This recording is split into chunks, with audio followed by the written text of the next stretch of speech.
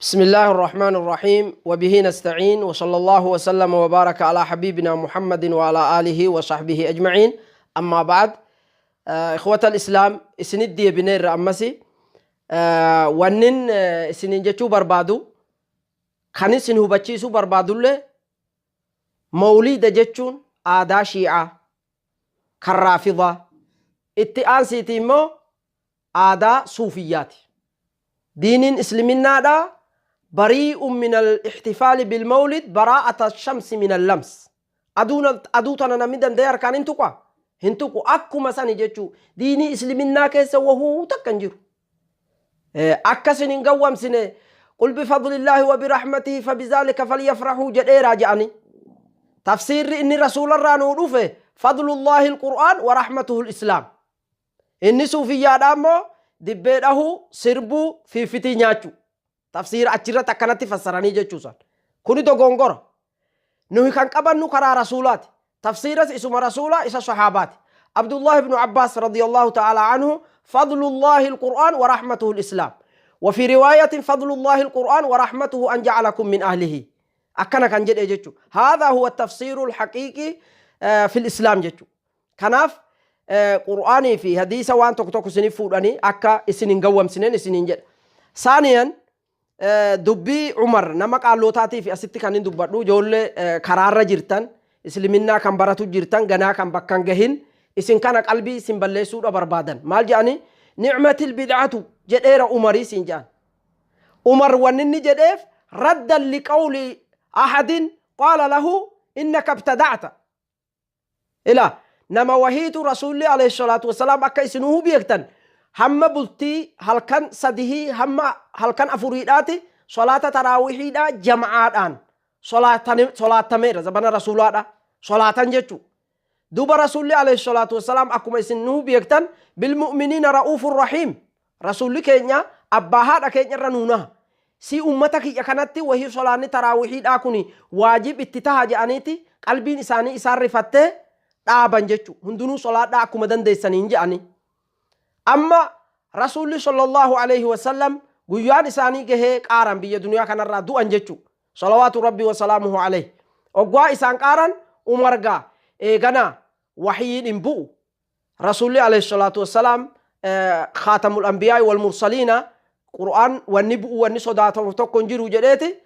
قواتاتي ور جمعانا نما صلاة سو إمام اللي قد فيتي صحابوتا أكسان تراويه أكما غافر رسول جيران هم بلتي أفوري صلاة مسان صلاة راجئين تقود فيتي يا عمر أتي بدعا دلق دي جدي ردنا مسانيتي في نعمة البدعة هذه إن كانت بدعة جداه رواية قررت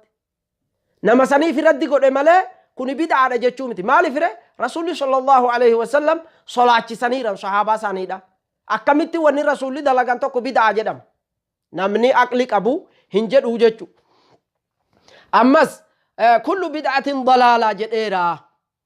بدعان كوني أستي نكفل ما جدا بدعان نكفلم مسألان إيرتو يون دبنا جنة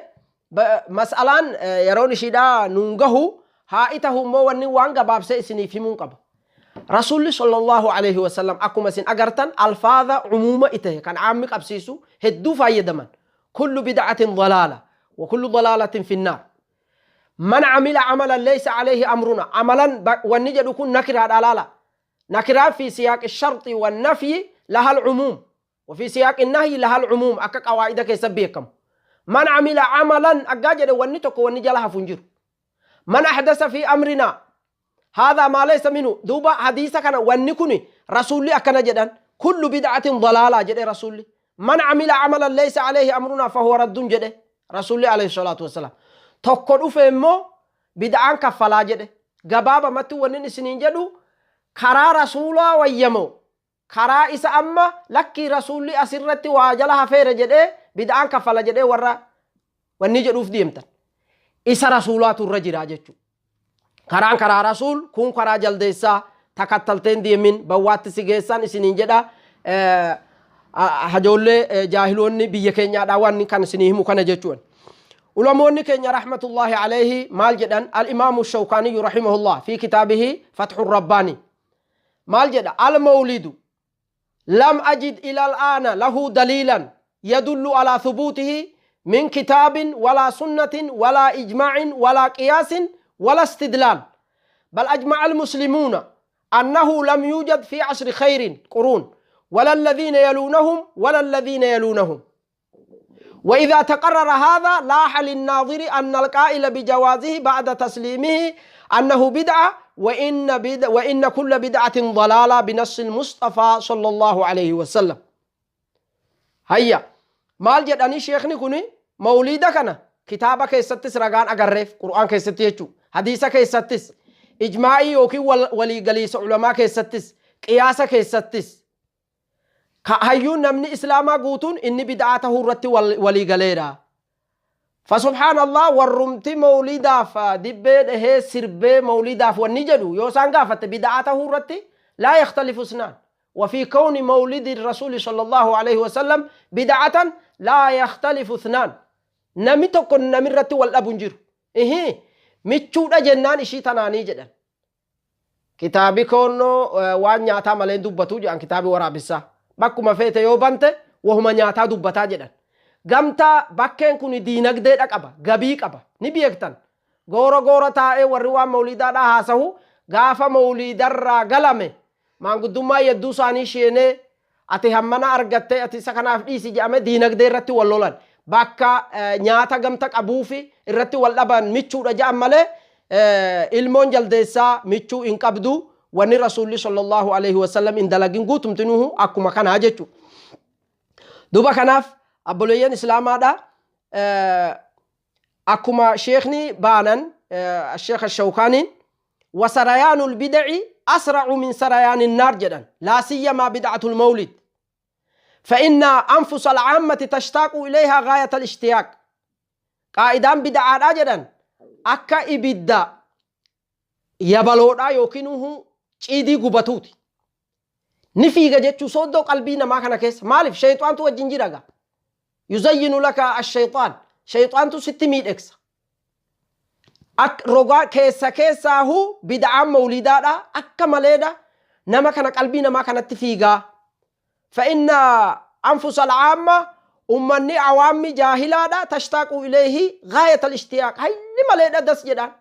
Amma awaammiin biyya keenyaadha yaaboo qoqqobii kan kee rakkateera qutiyoo tokko mee isaaf kenni ati hedduu qabdaa yoo jetteen jedheen kennu. Mawliidaaf yoo jetteen gaala kennammo. Qoqqobii saadhaa beelahu jira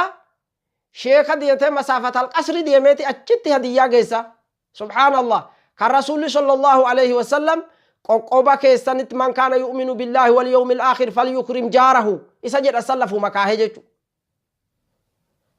Dhihoo dhiiseeti fagoo barbaadaa jechu. Kanaaf abboleeyyan islaamaadha mawliidni kuni lam yaqul ahadun min ahli albayti wa atbaa'ihim bijawaazi almawlid. Beetasab nabiituhu alayhi salaatu wassalaam kan dhiiraa kan dhalaa kan nadhoodha guutumti isaaniitillee mawliidi ni taha jedhanii warri dubbate hin jiru jechu. Duba kanaaf abboleeyyan islaamaadha mawliidarraa fagaatuu qabna. Rasuulli keenya alayhi salaatu wassalaam كل بدعة ضلالة وكل ضلالة في النار جده قيان قيامات أكن قافة من رسول الله ملينا ما بيرار راهمت دبي رسولك قبل تمون قبل له كان الراهي جتو وننو قافة منو كناف إخوة الإسلام والإيمان ونن أني سنين جدو موليدا قد أوت إنفيقنا رسولي كل بدعة ضلالة أدو جدو والرسولي هندلقين تكون دلقين جتو. عبد الله بن عمر أكن سلسني إشارة قده كل بدعة ضلالة وإن رآها الناس حسنة نيجي أدو قرين ما توميتشو جده واني بدعاته يقوتون جلنوا ما.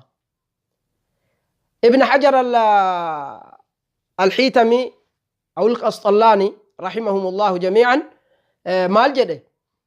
فكي بدعاء أدو قدوتي فكين يعرف نمني قبيته شنك باكو ما بيكتن نمي هندنو جهفا يوباتف إرنا مو ملكي داجدن جهفا بهونكم إرنا نمي قبيتين جهفا اتباته إرنا والله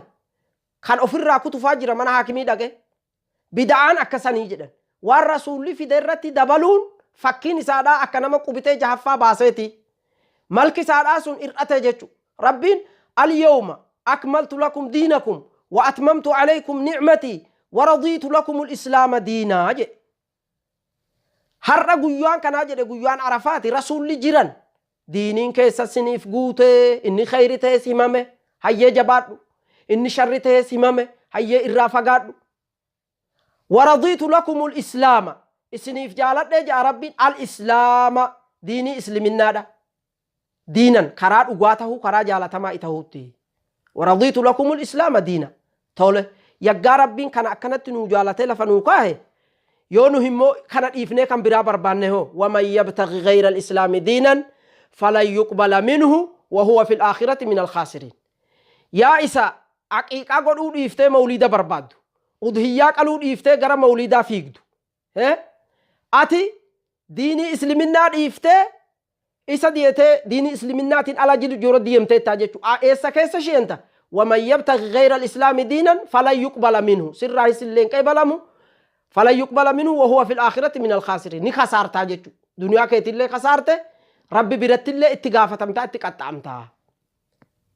Maalifi aayanni sababa nuzuuliin isaatu oduu wanni ta'e والعبرة بعموم اللفظ لا بخصوص السبب كان فين آياتك كان اسني فيده ومن يبتغي غير الإسلام دينا فلا يقبل منه وهو في الآخرة من الخاسرين. فقون أو فينا جتو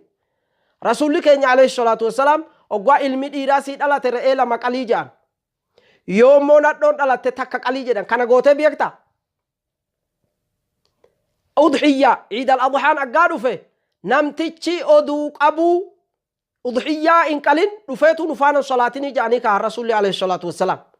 udhiyyaa qaluutti ajajanii jechu inumaahu ulamoonni keenya rahmatullahi alayhim namtichi tokko ofirraa kaffaluu nan danda'a jedhee yoo amane aqiiqaa tabaddaree haa qaluu jedhan biddirii namarraa fudhate udhiyyaas biddirii namarraa fudhateetillee haa qaluu jedhan waan bara keessaa guuta akka dhufu kana ofirran dabarsini udhiyyaa fa'a akkas jedhan duuba kana dhiiftee waajib lafa dhiiftee tokkoon barbaadinii يدا وربيه كنيادا أما إسا رسول صلى الله عليه وسلم كراسي قدان اتئيفته إسا رسول كنيا عليه الصلاة والسلام اتسكاكاسا اتئيفته إسا شيعة في صوفيان اتوامتت جلب نمني فيقدو ومن يبتغي غير الإسلام دينا فلا يقبل منه كيس شيء ناجة دلقان كانك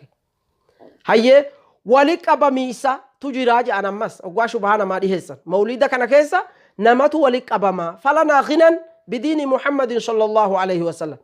نهي ولك أبا ميسا هدو ما قبنا صلاة جماعة شننن قبنا تربانت صلاة جمعة تجرى كان أكملين ما ولك أب برات صلاة عيدي لمني تجرى ولك أبا ميسا نمي والأرقو والبرو والرافع يدمو صلاة شنن الرت نمني مسجدة تقوت صلاة خير والرات أجهه والبرسيسة والغرغارة والإنجراتا guyyaanin yeroo shan wali qabamuu qaba namni islaamaadha. Namni islaamaadha nami in dhukkubsatin nami imaltuun deemin kan nadhoo in tahin guyyaan keessaa yeroo shan masjida gandasaatti wal argaa oolee bulaa jechuudha. Saniini of geenya. Jum'aadha immoo torbaniin masjida jaami'a guddaa tahetti gandi bal'inaan wal gaha achitti khayrillee wal dhageessisee walirraa fayyadamee bu'aa buufataa jechuudha. gara galiimmoo iidal adhaa fi iidal fitri irratti akka maleedha wal gaheeti dhaama walii dhaamaa jechuu ammas kanaaf abboleeyyan islaamaadha mawliinni wahuu takka khayriin qabu wallaahi illa sharra almahab mee fakkiin isinii godha akka naannoo keenyaatti yookiin akka wallootti jechuu isa biyya biraa haasa'uu hin danda'u munkarii isa keessa jiru mawliida bakkee rakaboot warri jedhamu mawliida godhu keessatti isinuu beektan nadhoo fi dhiirri waliin makamee jimaa haqamee mirqaanee dibbee dhehee sirbee akhira akkami kan godhan ibsaadha dhaamsan ibsaa gaa dhaamsee raate maal godhuuf isinuu beektan jechuu kan dalagaa isinii kenne hayya kanatu godhama moo godhamu wallaahi kanatu godhama wallaahi alladhii laa ilaaha ghayru mee munkariin kanaa olii jira nadhoo fi dhiirri waliin makamee sirbu gaalamootaan nadhoon hiikamtuun jechuu yookiinuhu kan ammoo ishiin irsa taatee kan irsi shiidhaa niitiidha kan irsi dayyuusii jechuu inni ammoonni baa warraa dayyuus mooyaa namaa inni hinaafuun jibbuu baalagee tortoraa jedheen ahma sheesiraaj inni hinaafuun jibbuu baalagee tortoraa jedheen inni suni nadhoon inni akkasiidha kan tokkoffaa kan irsan qabne lammaffaa kan ofiishiiti irsa ofiin of gashitu of bobbaaftu jechu gurshixxee hidhattee urgaa urgeeffattee qayya aarfattee uffata diddiirrattee eessa dhaqxi ganda rakaboo deemti ganda rakabootaadha bakka rakaboonni mawliidatti godhuu dhaqa achi dhaqanii jima haqamahan nadhoo fi dhiirri wal faana taa'an akhirammoo subhaanallah gaa sirbanii gaaraatan shayxaanichi dhufen siyaahi ibsaadha dhaamsan dhiiraa fi nadhoo yedduutti billaahi alaykum haadhaa huwa al-islaam kananni nabi muhammad nutti fide rasuli rabbi alayhi salatu wassalam nadhoo ijaan laaluullee dhawwan وقل للمؤمنين يغضوا من أبصارهم ويحفظوا فروجهم ربي جد أبو أمة إسلام إسان إيرات جدين إجاك إسان قدك أبدا أجنبي يارا بالتي تيسان حرام الرائقة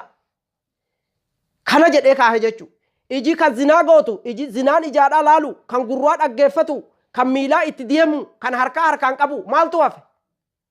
مجرشي كن قوتون أرقميتي آخرة إبساد دام سما waan baada sanii dalagamu isinuuhu beektan kuni kana isa qaalloota jedhamu biratti immoo isa qaalloota jedhamu munkariin ofii kiyyaa mubaasharatan majlisa san taa'ee argeeru bara tokko sheehuu fi afroo kan jedhamu ni beektanii biyya walloo keessa jira wanni kuni darasaatu bakka lama wal baaseera jechuudha mashaayika suufiyyaatu hadraa mawliidaa kanarratti yookiinuhu waan achitti argamu kanarratti wal lolaniiti bakka lama wal baasan bakka qawween illee waliin dhukka'ee qaalloon illee wal ajjeesee darasaan lamman zabana duraati kana gaa oduudha dhageenye sheehuu fi afroo jedhee bakka lama wal kaffaleera afroon suni bakka sheehuu jedhamu hin dhaqu inni sheehuu jedhamu bakka afroon jiru hin dhaqu yoo wal arganuu wal tuman nutu duba sheekicha keenya tokko شيخ إبراهيم مدثر جدما رحمة الله عليه رحمة واسعة اللهم اغفر له وارحمه اللهم اغفر له وارحمه اللهم اغفر له وارحمه وعافه واعف عنه شيخ دين الإسلام نبرسيس هركان نقبه فقه كان نبرسيس شيخ أكمل جالنو دينغتما نجلا دربني ربي إسانها رحمتوتي إسان دربني اللي تاريخ نساني دا إن دربو دوبا شيخ سنبرتي أدو قرانوتي darasaan lamman sheehuu fi afroo jedheeti uleedhaan wal tumee wal baraqqasee wal dhiiksee wal arihe ani kun nan hajoollummadhaa ati sheehuudha deemii jaaniin arihaniitiin nin hafe jechuudha ganda haxaarii yookiin gaashmalee jedhamutti gwaa qaraanu ani yaaboo sheehuu kana sin beeku yaa jaran afroo sin beeku ani qur'aanis kan hin qara'e daakil hin deemne darasaa jiimmaarratti hin qara'e waahuu takka kana lamman irraahu barii hin beeku ani jennaan sharxii mawliida dhaquutiin bakka hadraa afroodhaa dhaquutiin hafiinaan jaan nan hafe mawliida san iggahe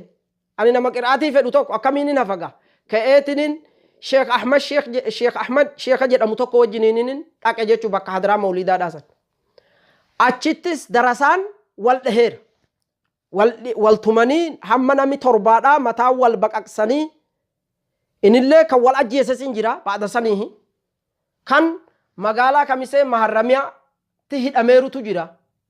nama mucaan tokko du'ee jechuu mucaa darasaadhaa ajjeesanii maalirratti liwaax irratti walciyaadhu billah liwaax kan qawmii luuxiidhaa ittiin badde wanni kun eessa kan jiru bakka hadraa mawliidaatti kan jiru wallaahi bakka biraadhaan jiru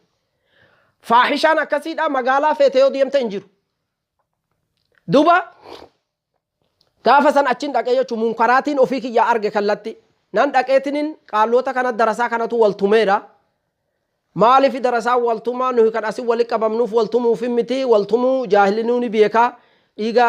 waliidhaa buusuun kun jaahillinuu akka haraam ta'e kana ni beekanii ja'aniiti qanyise jechuu abbaan hadraadha ganda isaati gaa kan dhaqneerru oggoo abbaa hadraa qanyise araaraaf lafaa ka'an qalbii godhaa dhaggeeffadhaa asitti wanni ani ganaa akkumaan amma dubbadhu kana guyyaan qiyaamaatillee ganaan dubbachuuf ta'a duba oggoo araara ja'aniiti lafaa ka'an sheeka sadanaatu jirani yookiin kaaddaamoota warra jedhamu lafaa ka'anii muqarraboota lafaa ka'aniiti kadhatanii hayyaa marhabaa jedheeti dhiifama godheef oggoo dhiifama godheef lafaa ka'eeti sheekni tokko maal jedheen اسجدوا لآدم جدير ربي عارفوني آدمي قد انجرني سجود قد جدينيتي بالأعضاء السبعة سجودني قدام والله الذي لا إله غيره أقا كانن أني إلا سجودي بكمتي قد عارفوني بهذه العبارة عارفوني آدمي قد انجرني نمني سني مو تفسير بيك جدميتي أضيفه عارفوني آدمي قد انجرني سجودي قد جدي شيكوتا أكو مكان جلان فتاني سجودي قد أقا كانن أني مو الحمد لله أصول الثلاثة فقر إنجرا وان أكيدار أكنا ننبيكا لا إله إلا الله جئتنين سبحان الله العظيم جئ بكنتا إغوان كان جئن توكو مالف أكنا جئتين نتكي ورباسوني بيا كينيا كيسا غودادا أكمين أكنا جئتين أنجئ جئ سبحان الله أني جئ جنة إلى هذه الدرجة منكراتين أتجيرو إسا كان أمبودا أمرد الحسن كان جئ مجيرو كتابة قبابية تنسنو أمرد الحسن هجول فولا أريدا كان إنقابنه كفول هجولما كان قبض إيجا هجولما تين كان جيرو توكو دالغو بيتا إني توكو ماراتا بيتا إني توكو شميزي بيتا خلاص كولي تكولاني تانا كباني أولي فيغا دي ديما